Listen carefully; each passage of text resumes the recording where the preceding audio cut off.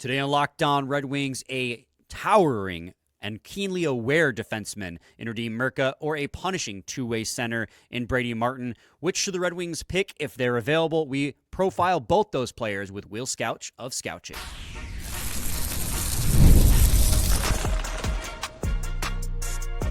You're Locked On Red Wings, your daily podcast on the Detroit Red Wings. Part of the Locked On Podcast Network, your team every day. Welcome back to the Locked On Red Wings podcast. I am your host, Brian Fisher, joined as always with the other host, Scott Bentley. And today we are also joined by Will Scouch of Scouching as we do another draft profile. As we get closer to the draft, we're going to start doing multiple profiles in each episode. And Will, you are the first of the multi-profile episodes. Whoa. We're covering both Radim Murka and Brady Martin. Got a big burden on your shoulders today, man. I really hope that you can handle it. Well, I hate to break it to you guys. I buckle under pressure like a piece of paper. I'm toast. We're done. I'm just going to walk out. I got to go make dinner anyway. So nice to see you guys and see you next year. Yeah. Right.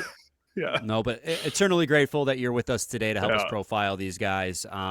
Really, really fun conversations on a guy who's just shy 6'6" right shot defenseman in Radim Murka, and then a guy, and you'll talk about it, I'm sure, who's kind of soaring up the charts in mock drafts in Brady Martin. Let's start with Radim Murka.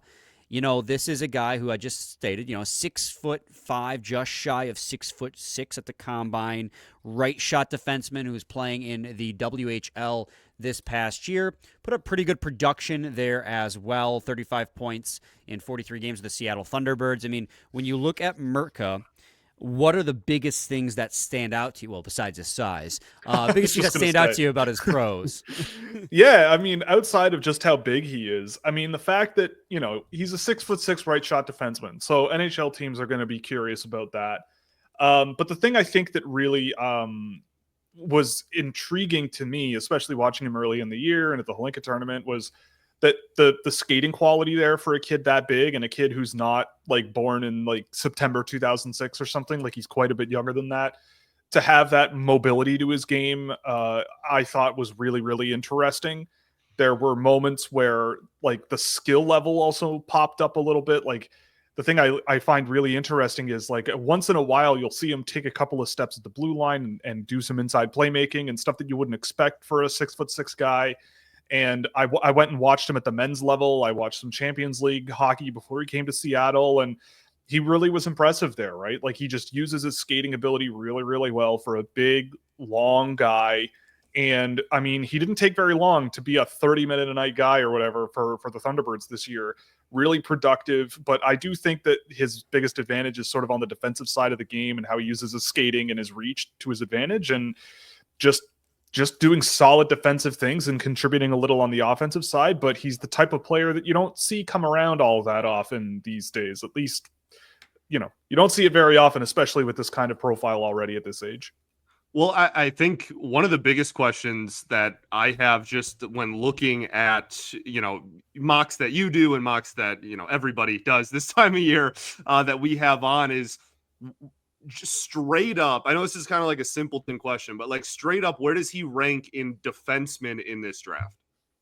Yeah, I mean, I'm not super high on this class of defensemen, to be honest, but I mean, he's a 3 or 4 for me. Yeah. I like Logan Hensler a little more. I think Hensler's game has really evolved this year and looks a little bit more structured and a little bit more like there's a little more like believable offense in his game compared to Murtka. Like I know Murtka had the production, but it seemed like the second half of his time in Seattle, it kind of tailed off a little bit. And I never really bought that he was going to project as like a truly high-end offensive guy, but he does have that ability.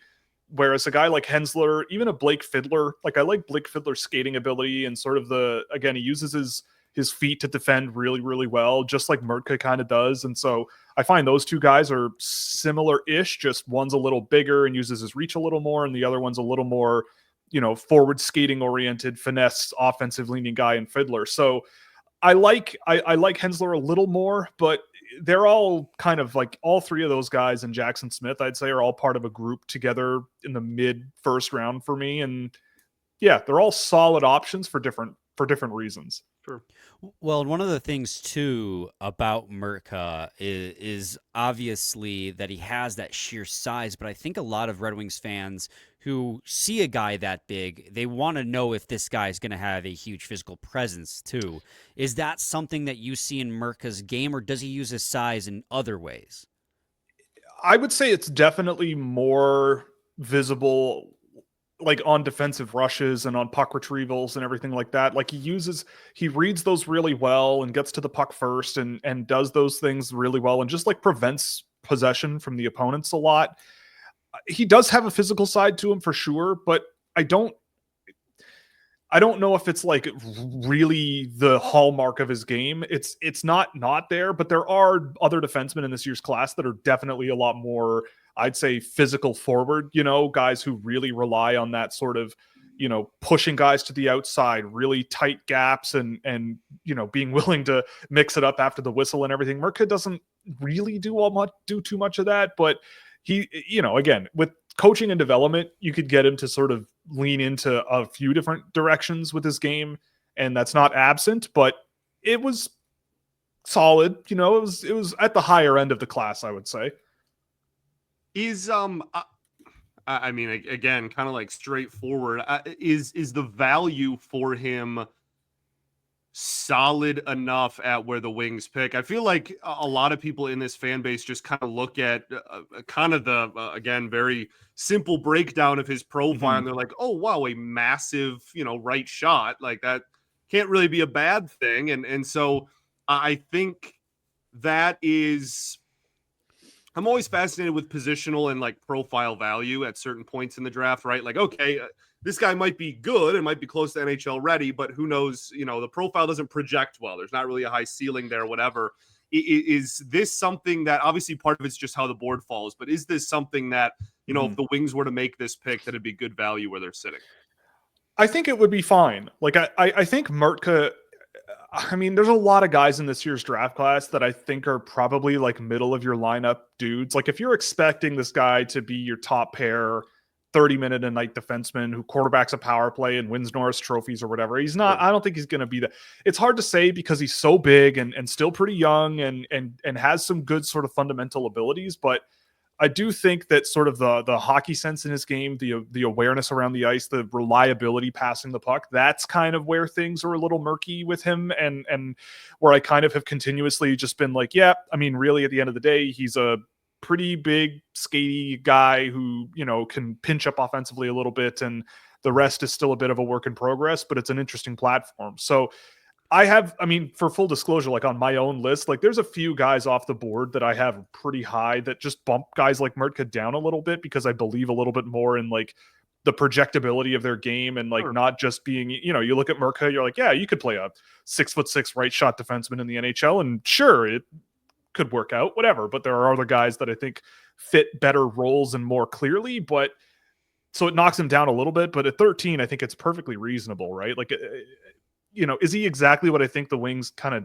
need? I don't know, but I do think he wouldn't be a bad pick there at all. Like, the good thing is you could stash him away for a while and let him just get better and better and better and better, and there's no need to rush him along. So it would make sense. And I think there is some interesting development upside, but as he is right now, I think he's got like a bit of a ways to go to get there.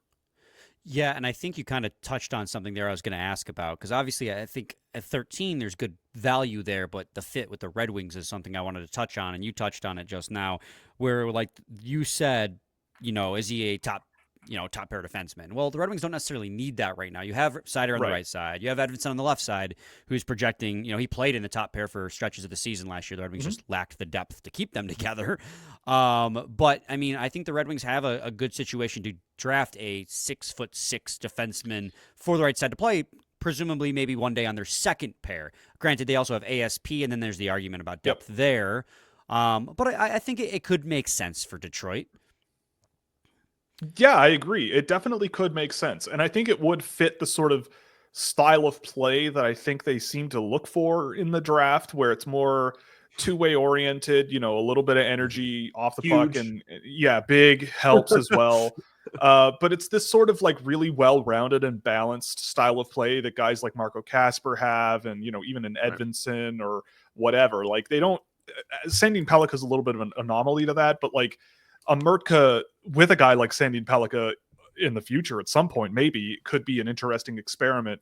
And I mean, at this point in the draft, like I don't think there's going to be a whole lot of guys past 5 or 6 or 7 realistically, where at 13, if they were available, I'm going, I can't believe this guy's still available, right? So it kind of opens the door for a lot of different options, and that's kind of a direction I could see them going. And it's just a matter of, I think with him, patience. Like the name that I always think about, because I always try to think about like historical precedents and the guys that have come along before these types of players with sort of similar histories. And like David Jiricek is the last sort of big defenseman from the Czech Republic who played men's hockey and, did all these things and was really heralded and had some size.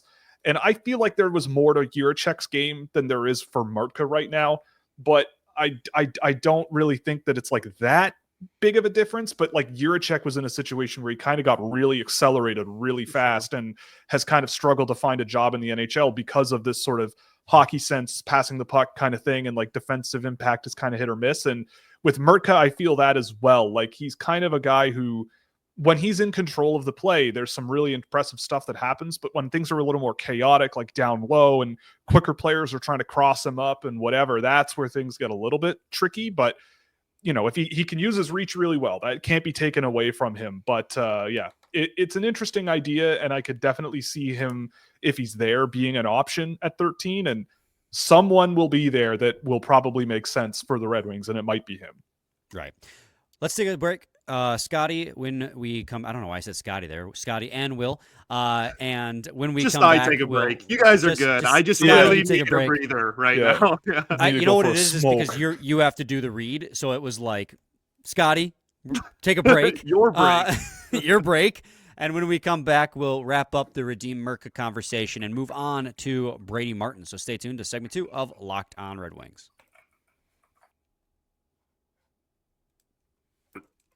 Brian, get out of here, dude. I can't believe you just tried to do that. It's definitely not my fault. Let's talk about wonderful pistachios. If you're looking for a snack that's both delicious and nutritious, well, you can crack into a good source of protein with wonderful pistachios. Wonderful pistachios is one of the highest protein nuts. Each 1 ounce serving has 6 grams of protein, giving you over 10% of your daily value. Plus, they're packed with fiber and better for you unsaturated fats. They'll keep you feeling fuller longer. Personally, as you all know by now, I love the no shells variety. It is the perfect grab and go snack for busy days, whether I'm snacking at my desk, on a road trip, or just need a quick protein boost. They're always my go-to. And if you love cracking open that shell for that satisfying crunch, well, the in-shell options are a classic favorite as well. So get snacking and get cracking with a snack that packs a protein punch. Visit wonderfulpistachios.com to learn more. Segment 2, Locked On Red Wings podcast. It's not very nice of you, Scotty, to jump scare our listeners with my face when they're expecting yours. That's not great. We're joined by Will Scouch of Scouching. He's helping us profile Radim Murka and Brady Martin. Scotty, do you have any closing questions on Radim Murka? Not really, no. I mean, I think really one of the big questions I had that you answered very early on, so I just ditched it, was, a lot of people, a lot of players rather, that have that sort of size going into the draft. One of the bigger question marks is, can he skate? And it sounds like he can. And that's not really like a huge maybe area of concern for him. So I'm just really interested in how that kind of falls to me. And you can correct me if I'm wrong, but I feel like he's more of a, like the classic high floor, low ceiling type, where it's like, I'm not sure he's ever going to be that like top pair defenseman, but like he's a big body that at a minimum will probably be on a third pair at some point in his career. You know what I mean? Like and then obviously anything in between too. But I'm interested in kind of how teams value him.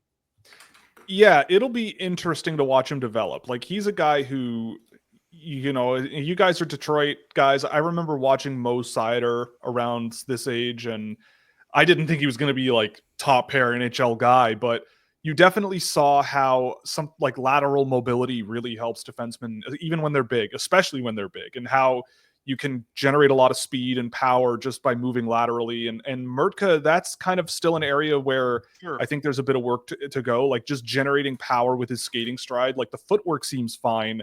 And I've seen him do things like step up in the offensive zone and do a spinorama off a winger that's checking him or trying to check him. And it's like, okay, like he's got some stuff in the tank here that's really interesting. But in terms of like putting it all together, you know, I found he was a guy who relied on his reach a little too much and kind of just stopped moving his feet, and little quicker skill guys might be able to get through him or try to get pucks through him a little too easily. But those are things you can work on. So he'll be very interesting to watch. And I mean, if he does turn out to be a top pair defenseman and he earns those minutes, then his development came a long way. His abilities came a long way from where they are now. Not that he's not good now. It's just that's a tall order, and we'll see.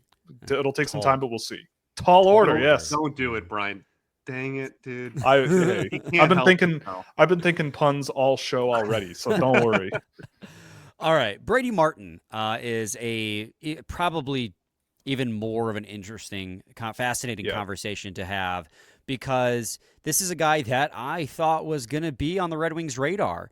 And I mean, he should be if he's there, but by all accounts, from what I'm hearing, what Will told me before we started recording, he is soaring up the draft, the prospect ranking charts after the NHL Combine, heading towards the draft. You know, he's a right shot center, measures 6 foot, 187 pounds. What's his deal, Will?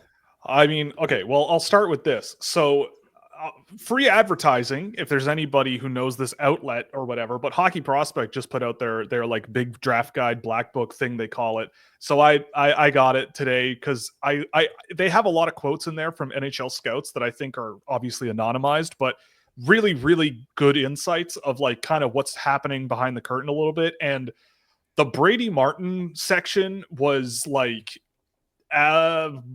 he's going early. Like they were talking about if he's there for Nashville, he's going there. If he makes it like past Nashville, it would be a steal. Some people think he might go as high as 2. Like it is all over the place. I mean, granted, elsewhere in that draft guide, I saw I don't think I'm making this up. I'm not. But in the Caleb Desnoyers section, there was one line that said, I think his offense is overrated. And right under it, there was another NHL scout that said, I think his offense is underrated. Right. So you're getting like that kind of thing here. So it might be, you know, whatever. But it was like banger after banger after banger after banger that this guy's going early. And I mean, when you watch Brady Martin, like it doesn't take very long to see why an NHL team would be really, really interested in him, right? Like he does a lot of things really, really well, right? I think that the physical game with him is really strong, not just literally strong, but like, you know, metaphorically. And I feel like I don't feel like it. I've seen it. He is a player who just reads things really well. Like he follows play really well. He's a good forechecker. He drove great defensive numbers in the data that I've tracked. His offensive transition numbers are really good as well. Like he doesn't usually bite off more than he can chew. And I feel like he's a guy who is pretty reliable, moving the puck up the ice, getting it back from opponents. You know, if he sees a guy that he can go after, he's going to do it. And that's a thing that I think teams are really interested in. His playmaking ability is, I think, really good. I think that was something that I think really improved over the year. And it definitely helped him grow on me over the course of the year. I didn't really think much of him at the beginning of the year as more of like a depth, you know, physical forward. But I think he's going to be one of these guys who absorbs a lot of really good pressure in the NHL. You know, that's the thing that stuck out right away to me is 2 guys might be teamed up against him below the goal line, and he seems to find a way out of it, right? Like he just has that NHL resilience and power and strength, and I think people latch on to that. I don't think he's perfect. I don't think I would take him in the top 5, but I see why an NHL in this draft class especially would look at him during the NHL playoffs these days and go, this guy could be, they're saying it, this guy could be our next Sam Bennett, right? And you know, when Sam Bennett was this age, he couldn't do a pull-up. So he's come a long way in his game, right? So I feel like projecting a guy 10 years away from where they're going to be is a little bit weird. And I don't know if I see like elite goal scoring ability out of a Brady Martin, but I feel like with a good coach, he's just going to get in his ear and be like, dude, you are willing to crush anything that moves. You throw big hits, you do all these things, but you're shooting from the perimeter all game long. You're not really cutting into the inside all that much. Go to the net, be a jerk. Like, that's your brand. And maybe that's what I would do if I were coaching him. Like, really try to get him to, because he'll dish the puck and then sort of circle around the perimeter and shoot pucks from the blue line and like all these things. And that's the area where I'm kind of like offensively a little bit doubtful, but the playmaking is really good. So if you're going to do a give and go, if you're going to give it off to someone else, go to the net, be the guy wrestling the goaltender, right? Like that, you're doing that off the puck anyway elsewhere. So just move that. And that's where I think there could be headroom. But yeah, I mean, so it's an intriguing package. I still think that you're saying no to some really, really, really high-end players if you're taking him that high. But if what you want is someone you can go, I think in the playoffs, this guy will help us win because of how physical he is. To a certain extent, I don't agree, but I see where you're coming from. And all it takes is one team to really buy into that, and he's going to be gone real fast. And if he's there at 13, that's where I have him ranked right now, straight up. Like 13th, it would make a ton of sense to me. I think he would be exactly what Detroit kind of looks for in a hockey player. So who knows? But interesting player who's had an interesting season in the last few weeks have been quite eventful for him. We're going to take another quick break. When we come back, we're going to wrap up the conversation on Brady Martin. So stay tuned to segment 3 of Locked On Red Wings.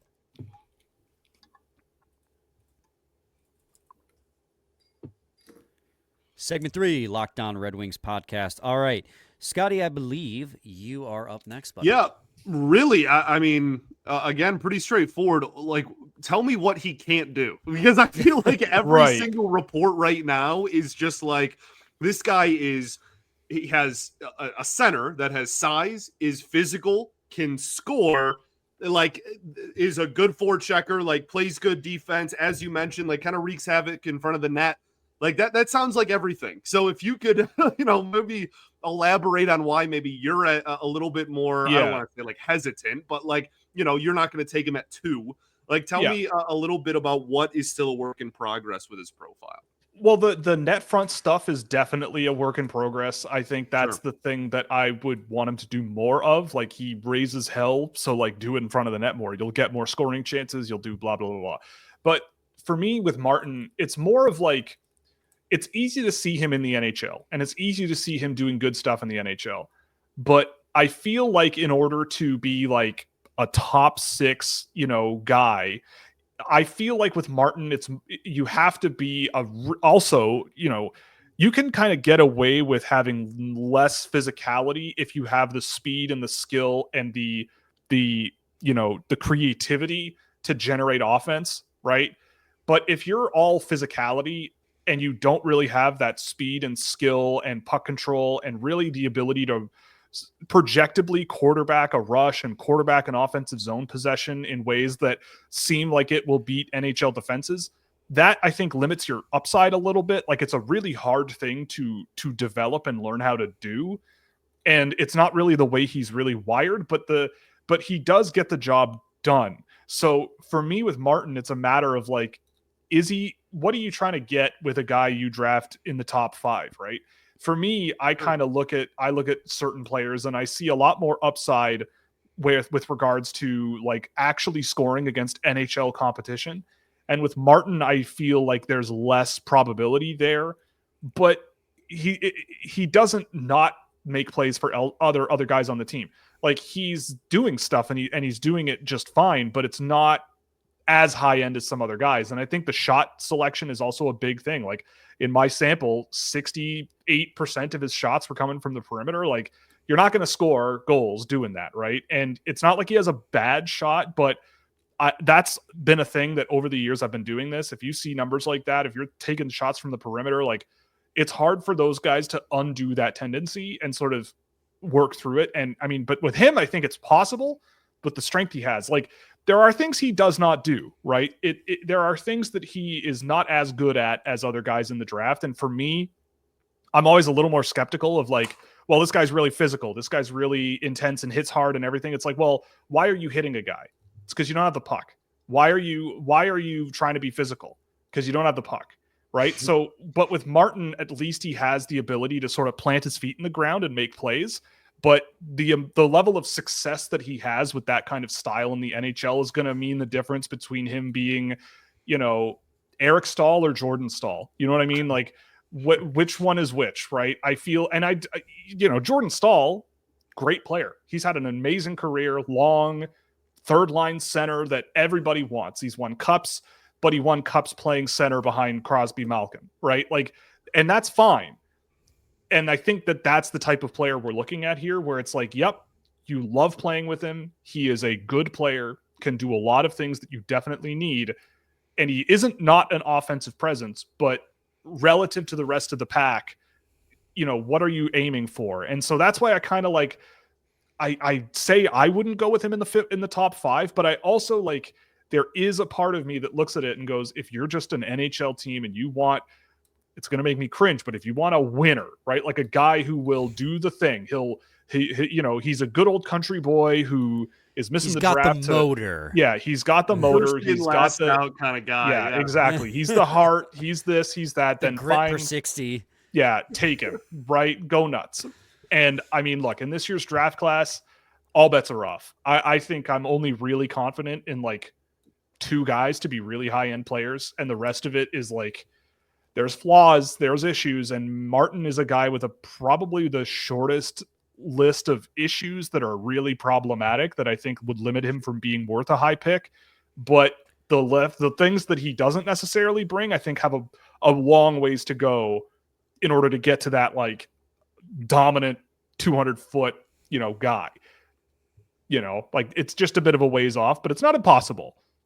Right. And we've talked a lot, too. I mean, I spent a lot of time on his offense, but, I mean, if you look at the last 2 centers that Red Wings have drafted, Nate Danielson and Marco Kasper, a lot of, I should say, centers taken highly in the draft. They were touted for their two-way game, right? That was the big thing is, do Marco Kasper and Nate Danielson have the offense in them to supplement the good two-way play they have?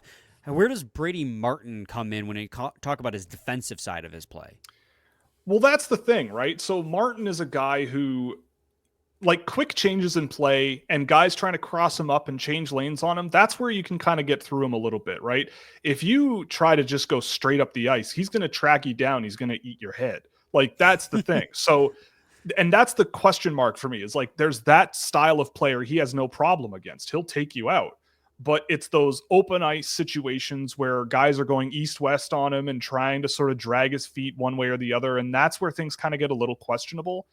And so I do think, though, that defensively, you are getting a player who drives really good results defensively, right? Like he's a guy who will throw hits. He does read good play. He reads play pretty well off the ice, off the puck, gets into good areas, is aware of passing lanes. I don't think there's too many things that I would say are not necessarily there with him.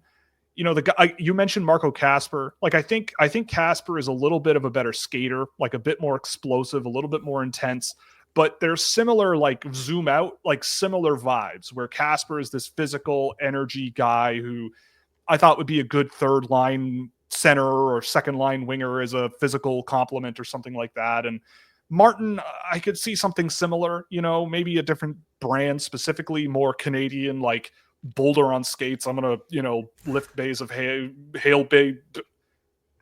bales. I'm going to lift hay bales for my workouts kind of thing, like that kind of vibe. Not sure Marco Kasper's doing much of that, but you're going to get a similar vibe. And so, yeah, kind of up that alley. But he's going to be another interesting one for sure to watch. Scotty, you got anything else for Will? I don't think so, man. I think, I always say I don't think so, and then I ask something else. I think really, we said it kind of off air before we hit record, and then I think Brian had mentioned it earlier. Like, this is probably just a guy that may look really appealing, but I think with how the last, as you mentioned, a few weeks have gone, probably just isn't on the board when the Wings pick. Probably. I mean, I looked like, again, going back to the Black Book and reading what was written from NHL scouts, it's like, the inconsistencies are obvious, right? People were talking about, oh, I don't really care about James Hagens at the U18s last year because Russia wasn't there. The tournament's not as good. But then Brady Martin goes to the U18s this year, shoots the doors off of like Latvia and Norway and Slovakia twice and all that stuff, and almost got eliminated against the Czechs in the quarterfinals. Like, if they lost that game in overtime, would the narrative be the same about him, right? Like, I don't know the answer to that. And so there's a bit of selective bias going on where it's like, well, that one doesn't matter because the Russians weren't there, but this one, he was sick and he was overwhelmingly physical and yada, yada, yada. And like, he was pretty good. Like, he was better than I thought he would be at the U18s for sure. But you got to be really careful, especially these days at the U18s. Like, the Finnish U18 team was not what they historically have been. The Swedish team just did not show up for that gold medal game against Canada. And I mean, that top unit on Canada with like Cole Reshny, and he played with Braden Coots a little bit. Like, those guys were really, really good as a unit. And so Martin, again, like, it's a player that has grown on me a lot. And he just seems to be that guy that this happens every year where people like him. He's a fine player, first round pick for sure. And then at the end of the year, teams get their hands on them, and then boom, they're 5th overall. Every year, every sport too. Yeah, every sport has this one guy that just 2 weeks before the draft flies up draft boards. Do you remember? And not necessarily, sometimes it's just the fans too, but obviously there's scouts. But you remember the Malik Williams discourse? For sure. Oh my God, in the NFL, that was crazy. Anyways, I digress. It's every year. It's every year. I live in Canada. We don't have that here. I don't know what you're talking about.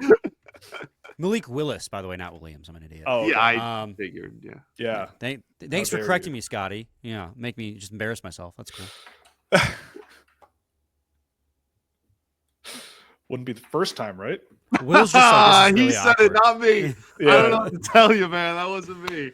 I mean, you teed it up, and the silence kind of got me right in there. So yeah, had to. No, there's at least one time per episode, Scotty and I just like exchange glares, and then we just move on like nothing happened. Well, no, Brian says something really stupid, and I want to not acknowledge it as best as possible, and then we just end up staring at each other. Oh, well, now I know. Okay, right. Now I know. Next time I'll participate. Well, do you remember like 4 years ago when we ate pancakes and Tony Ferrari didn't show up because he was like up north or something, and probably doing something with his kids or something. Right? Stupid. Loser. But that's just like a core memory. I had joined Locked On like weeks, maybe months before. I think I joined at the end of that season.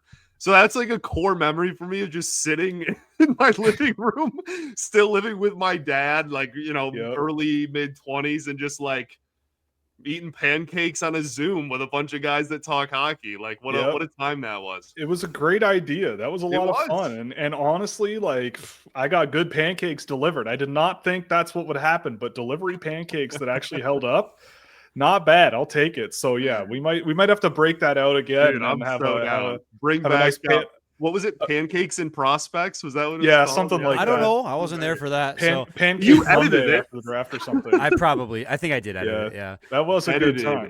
I edited it. We were so good we didn't need much editing, I'm sure. Yeah, definitely. Oh, there are no plenty of times. It was 4 hours long. You probably looked at it and went, no. Oh my God, I forgot about that part. Yeah. No, you know what? I think that's one that Nolan edited because he looked at how long that was and said, I'm not making Brian do this. Yeah, that makes sense. I think that's what happened on that one. Poor Nolan. Yeah, that actually makes sense. Yeah. Yeah. Normally, I just like listen to the whole. Nolan's doing great. All right. Yeah, Nolan is doing great. He's doing all right. You got to pay your dues, I guess. Right, exactly. He paid his dues and it paid off. He's doing fantastic. Yeah. So we're proud of Nolan. Right. Will, thank you so much for coming on, man. Always, brother. Yeah, you're very welcome. Anytime, guys. It was great. And hey, why don't you let people know where they can find you? Yeah, it's busy season right now. You can go to scouching.ca. I run that website. We do subscription plans for data packages and data visualization tools for the NHL draft, as well as teams that have already drafted prospects. You can track all your favorite guys over there. We also have a YouTube channel, obviously. We do reports. We got plenty coming out. We got lots more coming between now and the draft. We do shows Monday nights at 8 p.m. Eastern. Thursday afternoon at 2 p.m. Eastern. We'll be doing one this Thursday. It'll be just me. Usually I have a producer now, but it's just me on Thursday, so it's just Q&A, so you can rifle your takes at me all you want. And we got a whole week of fun stuff planned for the draft too. So we're gonna be busy. We're gonna have a multi-headed approach to covering the draft on draft night and on day 2. So there's gonna be, a bit of a production going on. So you can look forward to that. And the YouTube channel and the website are pretty much it for me. So go over there and give me your money. I'm just glad you're back. You've been back for a while now, but there was a time there where you weren't, and we missed you dearly. So I'm just glad we're back. We got Scouching back in the fold with all the hockey stuff. It's good to see. It's really difficult to get professional sports organizations to give you money. So when people in the public give you a little bit of money, but many times it's much more lucrative than barking up trees behind closed doors and such. So, it's good to be back. I love doing work with the public. I love the yelling. I love the takes. I love everything about it. It's the best. I've grown up as a man. I'm turning 35 in a month. I'm ready to take it head on and just let the chips fall where they may. It's ready. It's party time. It's right. Ready to go. Yeah. And just a couple more weeks, and then it starts preparing for that following year. Yeah. Right. Yes. Yeah. But Will, thank you again for coming on. Thanks. Scotty and I will be back tomorrow. Scotty, final thoughts? We sure will. I don't think so, man. We ball. Oh, I thought you were signing off with "we sure will" instead of "we ball" for a second there. I was thrown off. Okay. You're weird. Same time, same place. So you're a team every day.